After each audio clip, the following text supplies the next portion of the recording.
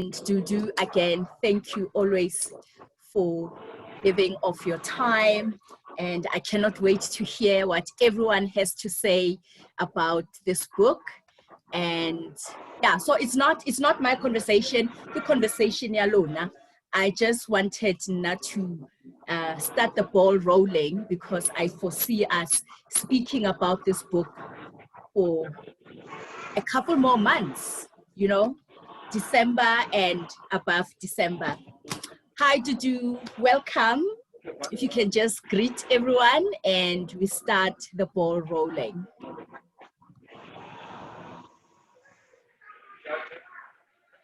You're on mute.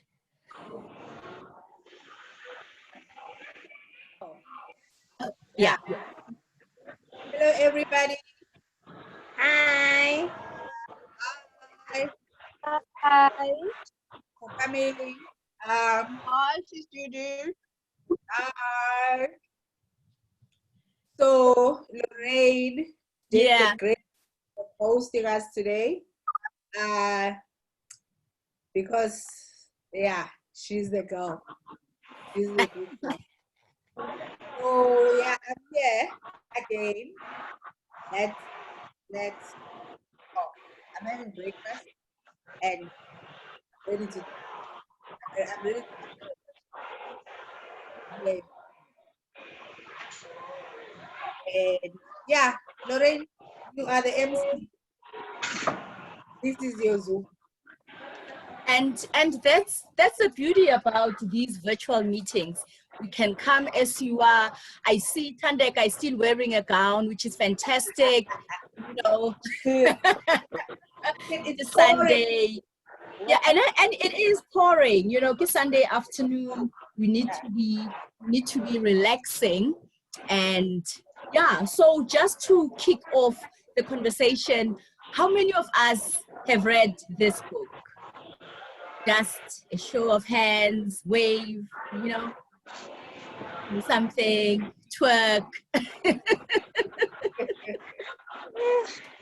Oh yeah, that's great. So it will not be a one-way conversation. And as I said, this is not it's not a book discussion at all. This is just to touch on a few things that you wanted to know in depth about, because, you know, having read the 3 books, this book is very, very different. The writing style is different.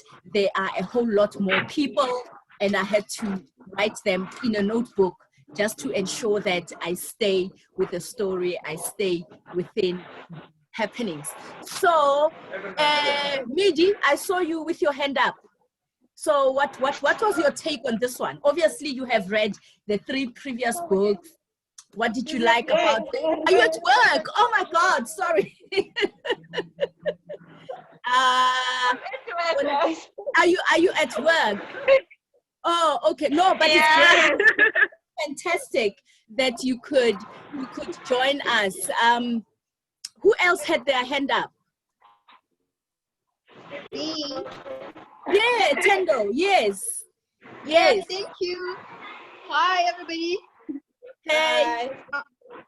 Here's my book, guys. I actually just finished it yesterday. Okay. Thank you. That's great. Sis Dudu, I have a question that I read and I thought I would understand it after, but I actually just didn't get it. Like the story of Gugu. Yes. Yeah. When I was reading the story initially, I thought that Untombi was not her mother, because during the wedding, when they were arguing, she said to the brothers, "And you guys let him marry me." And then they said that we could have told you that there was no connection. But then going forward with the story, I found that Untombi is actually Gugu's mother, and then Gugu and Nobi, they were actually sisters. So there is a connection. That is one thing I didn't understand. Okay. So look, they did try to find when he met Gugu, ne? I thought that was going to come out, that was gonna be obvious. That they did do their investigation, but they didn't find it. Yeah, but they didn't find anything. They couldn't connect her because even Hlomu didn't know that she had a child. She had Oh, another okay. child. Yeah. So they couldn't connect. I mean, if she had a child that went missing and she knew that, they could possibly have dug deeper to find out what happened. Okay. But because she didn't know she had a child, and it was only after they met her in church and she said Okay. something, and then Yes, I that's when, remember. yeah, and then that's when they went deeper into it and they found out, but they still didn't say anything until Kukufa went and Akubu's mother died and Kuku went and found out herself, and so they only Oh, started digging deeper after the church thing, after oh, she said what okay. she said in church. Yeah. All right. Thank you. Okay. Okay, another hand. Tandeka had her hand up. Yes, hi, how are you? Hello. Yes, I had my hand up. I'm almost done with my book. I'm like 5 to finishing it. And I also had the question, like the previous person asked, so my question has been basically answered. Thank you so much. Oh, You so you also wanted to ask about the Google issue. Yes. Oh, okay. I think maybe sometimes I assume that you guys are just gonna figure it out, and now I'm thinking maybe I should put these things there in the book as they are. You know what I wish? Something. I wish you could have put into this book a tree of some sort, because hey, unabantu la, kunabantu, and I wrote the names down, and then I tried to make the connections as the story went. But I there were a lot of people, but I wasn't lost in the story. The story was not lost to me. I was able to follow Uguti, what's happening where, who belongs to who, who needs to die when. It was very easy for me to follow that. Na kinale question A1. I'm gonna my put a family question tree to, on the next book. you're gonna have a family tree on the next book. Yes, that would be great. Now, my question to you is, as I alluded, it is so different from, in terms of the writing style and the way you have packaged it from the first 3 books. I mean, your chapters are headed by people's names instead of the numbers. Can you just tell us what was the motivation behind all that? I found it very endearing because it also helped with keeping up with the story, keeping up with the characters. I think because the story itself is different. Ne? It's not, it's not a boy meets girl, romantic stuff. The Zulu brothers being themselves and the girls, they're interested in, being frustrated. So the story itself is totally different. So obviously I was going to do it differently. And also I wrote in second person, which is, oh man, come on, third person, which is something I don't do often. For it to have that type of flow, the heading had to be different. Like when you started the chapter, because it moves from here to here. No, it's not just Kyle and Fuki going back and forth between Naturena and wherever in Hlomu's office. It's also not Nadiji and Awe going to the northwest to Albertine to Kimberley and again. So I wanted to, when you started the story, it needed to have you needed to know where was in that who the chapter was about from the beginning, just so that you understand that it's not I'm not talking about the same people I was talking about in the first chapter. And also just it's just being creative and just yeah, trying to make the book more fun, more easy and more easy.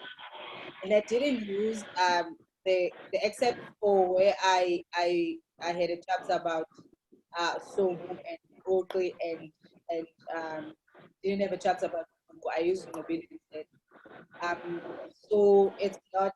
I didn't want to have chapters where it's Sobu, it's Kyle, Azati, I brought in the other characters and made the chapters after them so that you could like, hey, somebody has a funny noise. Didi, it's you. Midi, please mute yourself. It's your mic is on. Yeah. Oh, much better. Yeah. So Thank I did that. And I thought it would be fun.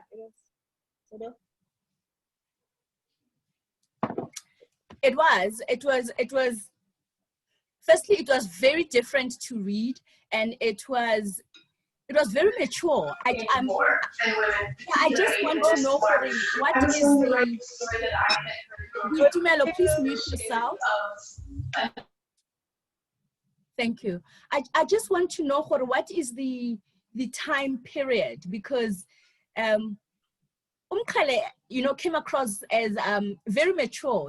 He sounded like a man I could like, because I didn't really like him very much in Hlomu, but he was very, very different in here. He was very restrained, he was very mature. I found him, the killings that they do in between, but him as a person that a woman like me could love, he was very endearing to me. I think, look, the thing is, they've grown, all of them. Yeah. I mean, we started with Hlomu at 22. And I also think I've grown with them. I don't treat them like I treated them in 2014 when I started the book. I understand that now they have children, they have all these responsibilities, and the children are also grown. So they are actually grandfathers now. So Mkhele is, I think with Mkhele, you see him differently if the story is not, if you are looking at him from somebody else's eyes, if the story is not. Wait, Tumelo.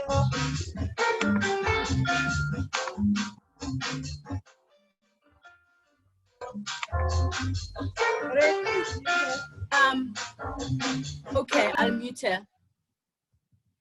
Yeah, thank you. Hi.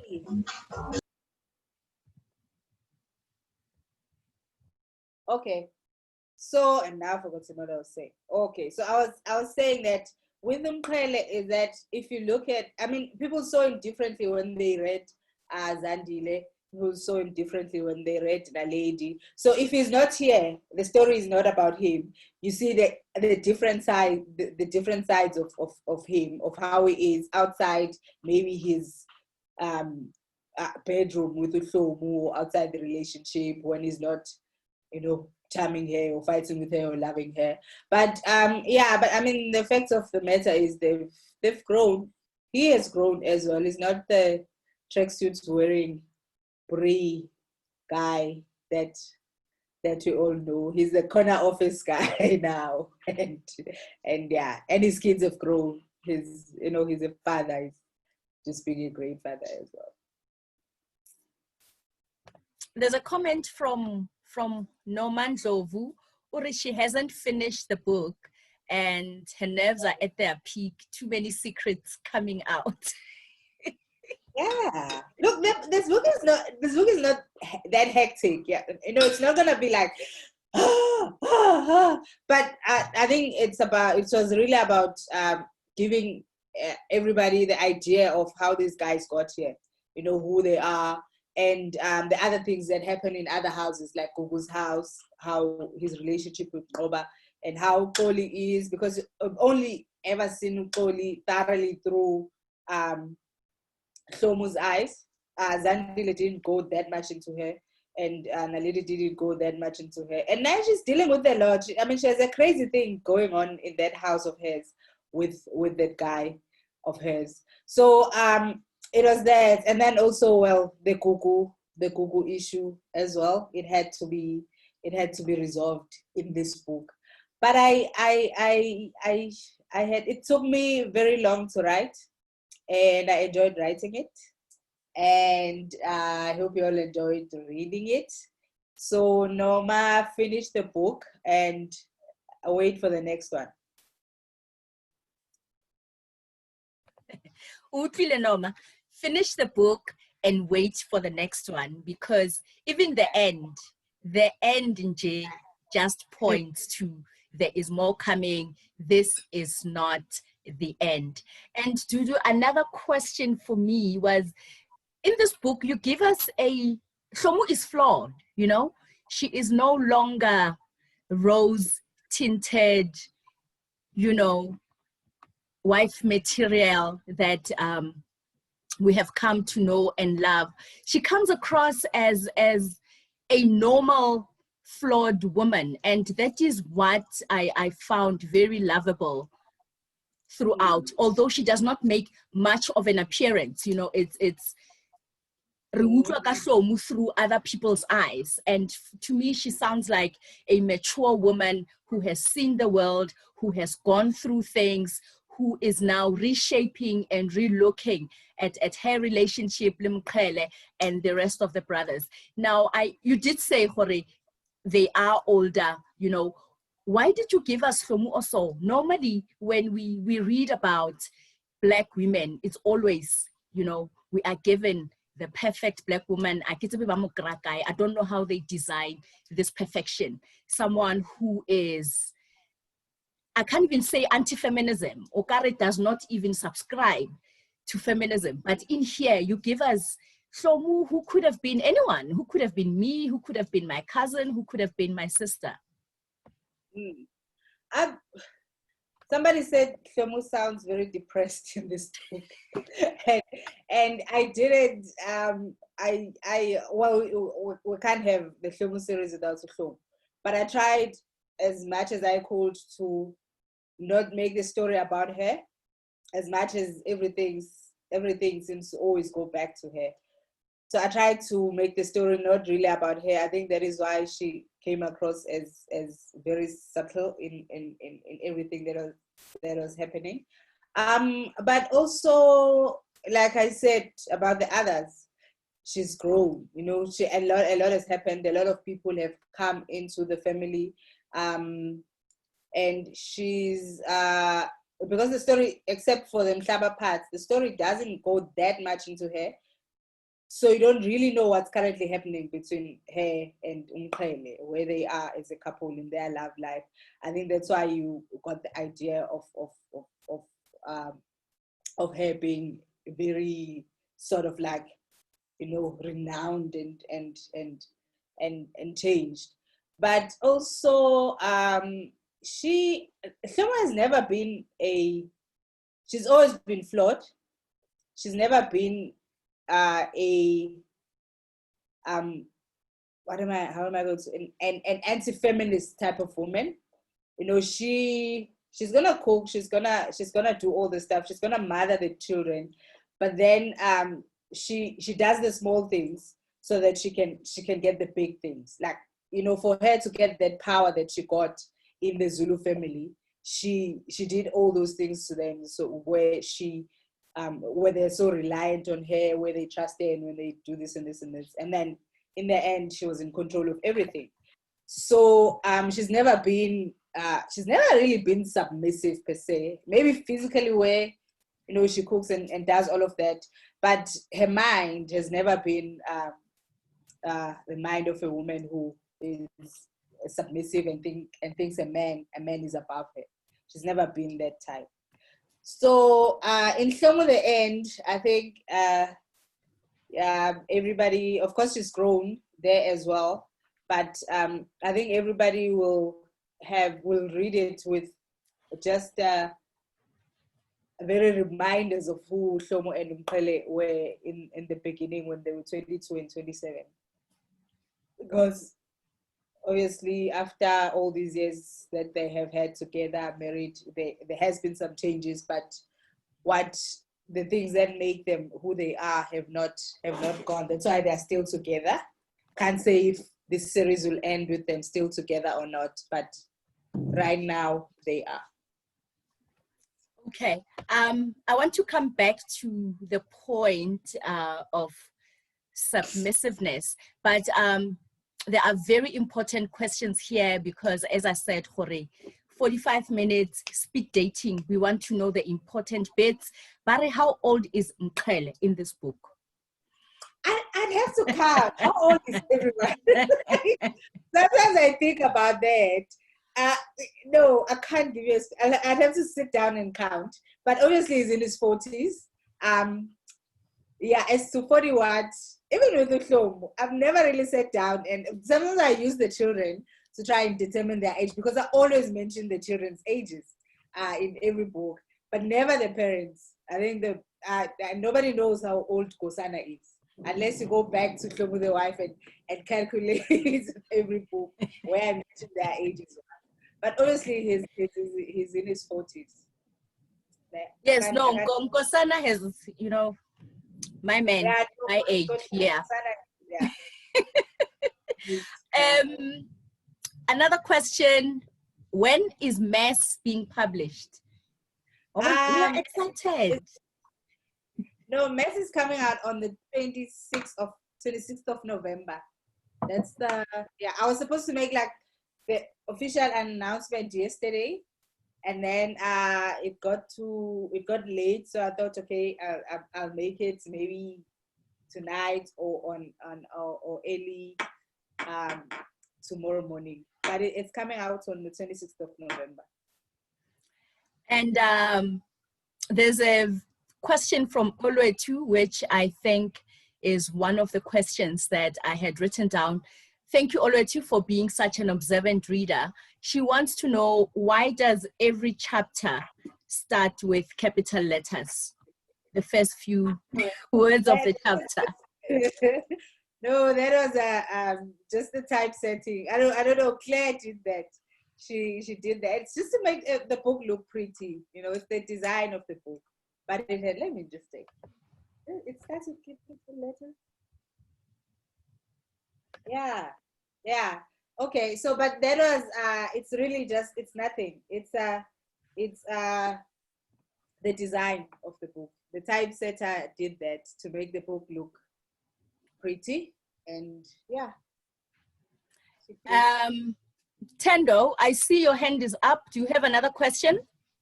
Yes, I do, please. Okay. I wanted, thank you. I wanted to understand, initially when I was reading the book about who killed Zandile's father, because I saw the other day, Usis Dudu tweet on Facebook said that you guys still don't know who killed Dudu's father, Zandile's father. So obviously I read the book, I hadn't finished it. But then I'm like, okay, Kawe killed Zandile's father. Because when he was killing the principal, he says, oh, I hate killing old people. It was Zandile's father and Carol. No. So yesterday, I finished the book. And then I go to Swani's story, and then he says that he saw Zakichi killing the father. And then I'm like, what is happening in this book? Guys, Yes. I've been saying this. Howard never said he killed Zandile's father. Howard said, he said, I'm tired of killing old men. Ne? And then there's a full stop there. And he goes and talks. And you all know he didn't kill Carol as well. So when he mentions Carol and old men and Zandile's father in one sense, he did not say, I killed Zandile's father. He said he was tired of, and he was talking about, when he said that, he was talking about sexual predators, and because I mean, there was Zandile's father, there was Carol who raped Umpande, and now he's sitting in front of Kabela, and Kabela is trying to do the same thing to the young girl. But he was talking about just sexual abusers that he's tired of them. But he never said he killed. No. But Sister, he didn't say he killed. No, he didn't say he killed the father. But the implication, because the chapter was about the killing. So in my mind, it made it as him, saying, now I'm just tired of killing old people. And then I'm like, the other old person that was killed was the father.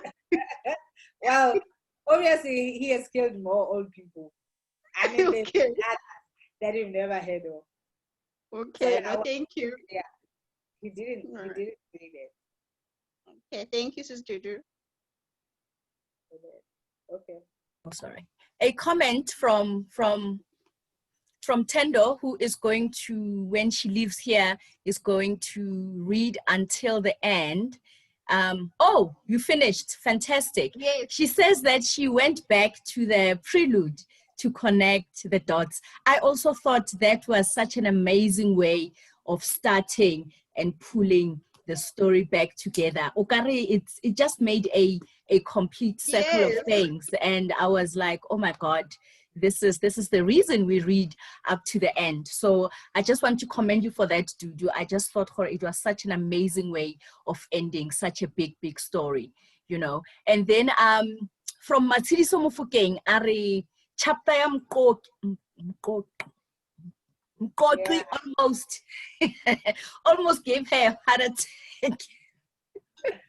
I know a lot of people always. The problem is that you are like assuming things. Eh? Everybody thought that was Hlomu, that Nkoko was having sex with at his house at 2-3 in the morning. So yeah, I've had people while reading that chapter blowing my WhatsApp and whatever and saying, "How could you do this? How could you do this?" And they finish the chapter, they realize it's not even Hlomu. And yeah, no, guys, would I even do that? Now, there's a question from Tebile. Tebile, that is why it is important how Ubala Iqunga to have a notebook. Ori, who is Nonjiko's father? Did someone figure that out? Yes. Yes, okay. Did. Can you answer? I think because when actually, this is another thing that confused me in the book. Initially, when I read Zandile, I thought Nonjiko's father was Hlomu's stepbrother. Mm-hmm. The son to the father who they never knew about.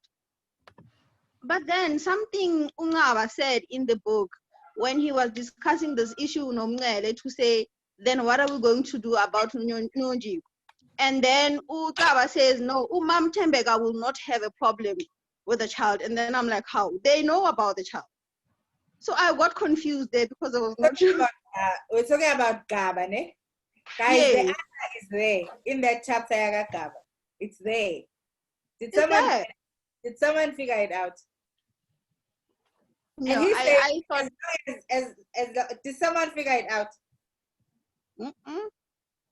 So you mean to tell me that Unonjiko is Hlomu's sister?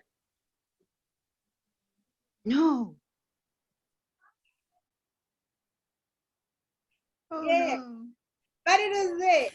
And Gaba says it. She says as long as Mam Tembega thinks it's her grandchild, there's no. I mean, she's not gonna reject the child. So, yeah. Oh. Yeah. How? I told you not to rush this book. I said read this book slowly and carefully. You will get a lot of things that are there. So I'm thinking you guys missed a lot of things. Like every question you have asked me, the answer is there. The answer is in the book. So guys, you need to up your studying skills. This is like studying because there are more books coming. So you need to have your foundation set. There's a comment from Miss iPhone. I see you. Ore, she's more interested in the curse. You know, it dates back to whether it dates back to Lula's father. You know, we see you going way back 70 years back into history. We are assuming this is set in 2020 and we go back to the 1950s and you start talking about the curse. So the people want to know more about it. Yeah. Okay, so there was a thing, a curse type of thing, even with Sulula. Who is in bed with a man? Yeah. So So there was, which is why Tulula's sister was the one who died before she was sick. And the same thing that happened to Nia, it happened to Tulula's sister. But then he fetched her bones and he brought her back and he buried her and it's again. So there was a curse, obviously, which is why the twins were dying. And then for Tulula to end it, he had to go and do something which also was not going to be free. So what he did really just is the cause of everything, of all these things that are happening in the story. So if what you want is to know what Tulula did, well, I can't say that because then the story has to continue and it has to come up in the next book. But with Tulula's father, of course, there was a case, but I didn't think I had to go into details about what that was and what happened. Actually, I don't even know. Like, I didn't even try to think it up. It might come out in the next book. I might, because this is fiction, obviously, I might just decide to put it there or not. But there's always been something. Tulula ended it, but if he had not, there would be no Wabomkhele Nabokusan, because there was never going to be Usbopo and Unyanda. So he went and did that. I see. Okay, it's a long question. Do you want to read it, Lorraine? Was tied around Inyanda. What was that spopo that was tied around Inyanda? I think you need to reread, girl. Yeah, it's like 5 questions in one big question. Okay, I'm gonna read this one. Okay, what was the spopo that was tied around Inyanda? No, actually, so what Tulula did the same thing that Usbopo did when Umkhele and his twin were born. So what are these things that come out when a child is born? The umbilical cord. Yeah. So he took those and he tied them together and he buried them in the grave. So Tulula did the same thing with the spopo and Yan. And it's a normal thing, really. It's a thing that was done. I think my umbilical cord is also with Wamapumulo somewhere. So he tied them together, which is part of what he was instructed to do by that man who went to make sure that the kids live. So he tied them together, and in Isbopo Nenyanda. So okay, I think anyone who is Zulu knows what Isbopo Nenyanda is. So there's after you collect wood, ne, put it together, collect it, and then you plait a rope with grass, ne, and then you tie the wood with that rope, ne, and then it stays tied. Like once you tie them like that, and then you put them in your head, once the rope unties or gets loose, the wood will be scattered. Ne? So it's Boponenyanda. So the names of the twins, one is the collected wood, and the other is the rope that ties them together. So I don't know if I'm making sense anymore. So Tulula did that. He tied them in umbilical cords, and then he said they must never separate. And they separated, hence, the problems that started, that happened. Yeah. So Spopo and Nyanda are the names, but also they mean something that is tied together forever and should not be separated. Wow, I'm so glad this question was answered, because na aki Muzulu. So for me, Spopo and Nyanda were just names that were picked for them, and I'm glad that we are having this conversation. Now I know the whole anthropological logic behind naming the twins like that. There's another question. People are worried. Sangoma doesn't have a name. It's just the man. Why are you doing that to Sangoma? It's okay like that. I mean, he's the man from market. That's it. I don't have to give him a name. I mean, I think you get, if I put another name in that story, I mean, there's a lot of names. Yeah. So I'm trying to keep fit that. So he's the man from Maggie. Ne? The man who talks too much. The man who does this and this and this. I'm not gonna give him a name because then you guys are gonna get confused again. Yeah, one more name to add to our notes. And Midi wants to know who Carol is. Oh, she's a bit confused.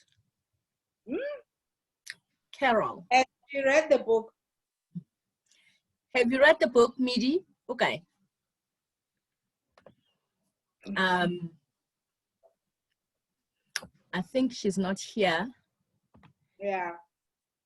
So I think everybody has known who Carol is for the longest time. So also there are people who are not aware of the backstories on my website. So I think the book was even more confusing for those people. But Carol was the lady who looked after the young boys, Bande and Ziga, when she was like a babysitter. So the brothers would leave them at a flat to look after them. And she sexually abused Umbande when he was around 14. And so Mkhele did what Mkhele does to her, and that was the end of her. No, there seemed to have been a lot of confusion around non-Jiko, so I'm glad we addressed that. And then I saw a question on Lesedi.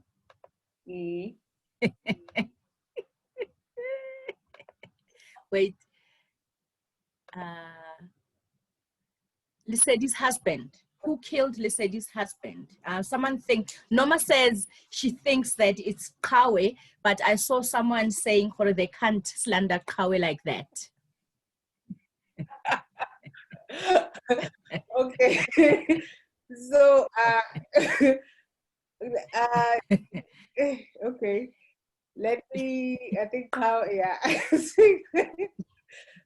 So somebody says Mhlaba got arrested for killing Lesedi's husband. Who killed Lesedi's husband? Yeah. No, that doesn't come out in this book. It does come out in the next book. And no, that's not what Mhlaba was arrested for. That's all I'm going to say. It does come out in the next book. But no, not Mhlaba. Now, from me, Dudu, I've always wondered, especially because the first 3 books were very connected. I've always wondered, do you need to have read the first 3 books in order to follow the story here, or can someone just pick up this book and be able? I think it's different. It's for me when I write, in my head, I'm writing for somebody who has read the first 3. So I'm not, if I mention something and think, okay, I don't have to explain this, it's there in Naledi, it's there in Zandile, I do that. I write and I pass, because in my head I'm thinking whoever I'm writing for has read the 3 books. But I've had people who have, with Iqunga, because it's still pretty new and everybody that's reading it is somebody who has read the Hlomu books. I haven't had someone who just says, well, I was at the store, I saw this book, I liked the cover and I took it. And that happened a lot with Naledi. There were people who were just at the store and they saw Naledi and they didn't see the other books, and nobody explained to them that this is actually a series. They would grab Naledi and read the book, and it seemed Naledi was the book that could be read alone for a lot of people. Well, then they would go back and buy the others. But I think for anyone to really just connect to this story, this whole Zulu family story, you need to have, you need to start with Hlomu and just grow with them. I think then you understand them better if you follow sequence in reading the book. Okay. No, that's great, because someone was asking me if because they were saying that they have never read the first 3 books, if they could be able to follow the story if they start with this book. So tell your people to start from the beginning. Now, Dudu, umixa English and isiZulu, ne? And what I like about your books is you don't translate for the reader, you know. Hakimo Zulu, there were some things which I couldn't make sense of, and I had to ask Ustola, what does this mean? What does this mean? And when he explained them, I was like, oh my God, okay. So my question to you is, ultimately, who do you write for? You know, because we have read a lot of books coming out of the country where Batla mixa with our vernacular languages, but then in brackets, you know, iba italized in English, and it just takes away from the beautiful narration. So who ultimately, who do you write for? Because Rona Nan Zulus, we also read your books, and we, Radingwala, those swear words, we write them down, use them for Other things. in the future. Yeah. Look, I write for Black people. That's who I'm thinking about when I'm writing. You know, it's okay for everyone else to read, but I do write for Black South African people. So when there are things that you like that you can't really say in English if you want them to sound the way they're supposed to sound. Do you know what I'm saying? Yeah. So I'm very careful about what I put in a language in that is not English. I don't just write a sentence and feel like, okay, now I just want to say this in Zulu, né? And just put it there in Zulu. So I choose. There's not a lot of words or terms that are in Zulu in the story or in the stories that I write. But the ones that are there are the ones that are supposed to be there. Like this one, you would see, so that is something. And I'm asking everyone to just be patient and maybe take a little break and find out what it means so that they understand really what is happening. So, I mean, how was I going to say that in English? Like, what? We are going to make you tough. We are going to toughen you up. We are going, you know, yeah. So it's those things that you can't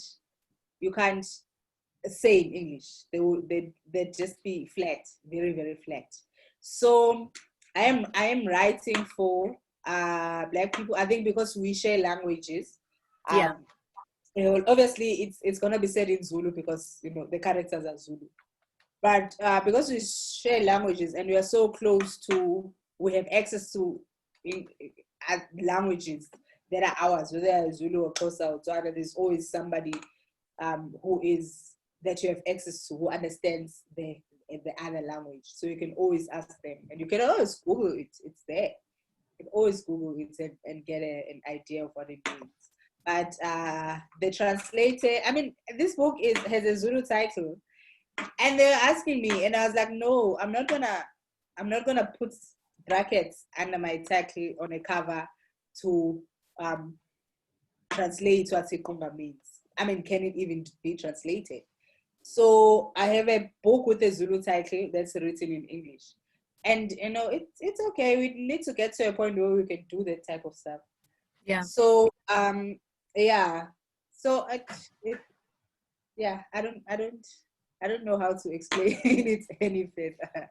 No, I'm very satisfied with the answer. And for those who've read the book, Iqunga, there's a whole sentence which speaks to Iqunga, which like you say, you know, sometimes when someone has to explain in English, everything just gets lost in translation. But when I read Iqunga in that sentence, it just felt so right. Now there's a comment from Ropa Jen. She says, the way you write about Mpande and Zika feels more careful. You made them more human than the rest of the brothers. Was this a conscious choice, or is she just reading a lot into it?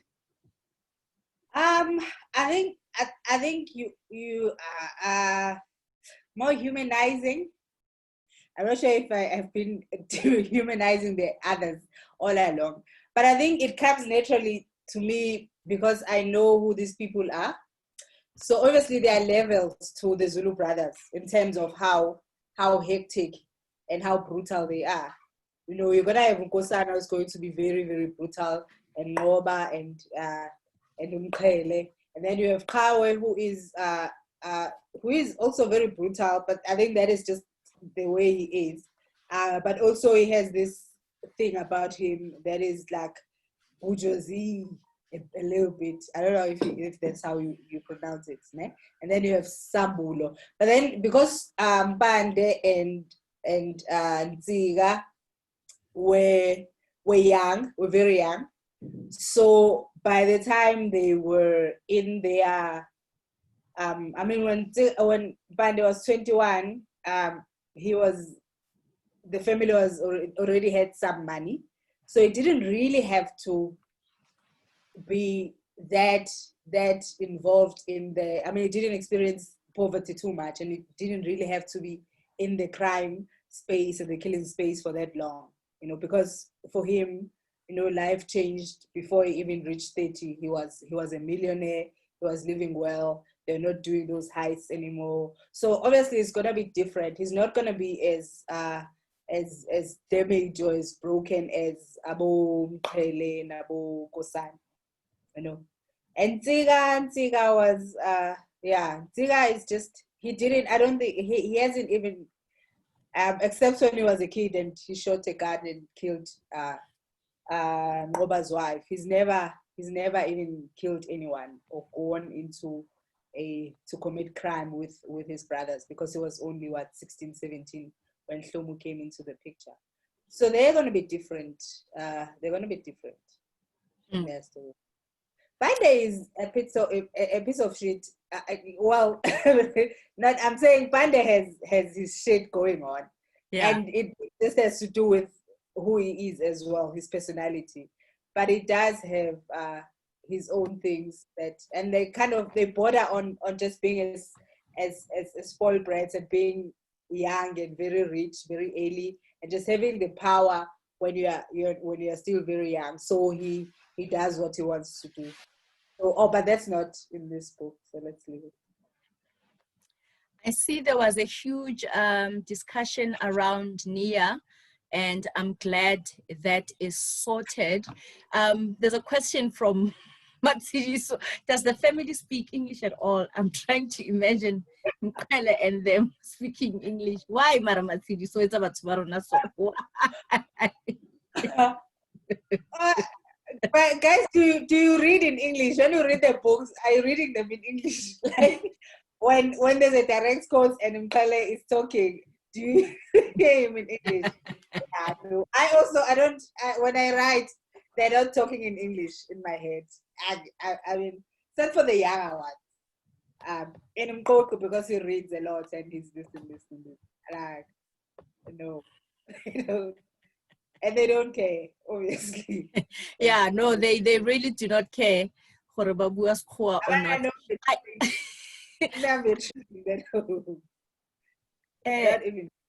Someone said, what? Nziga bores me so much. Mara how untatua, why unje? Nziga bores me so much. I think it's okay for you to kill him. Guys, lerata violence, ne? No, I think it's because I haven't given him much attention. I mean, it's just there. So I haven't really taken him to the people. I don't know. Maybe there might be something there that you guys will find interesting. But I don't go into who he is a lot. Wow, guys, this is the end of this conversation here. But I know book discussions have already started.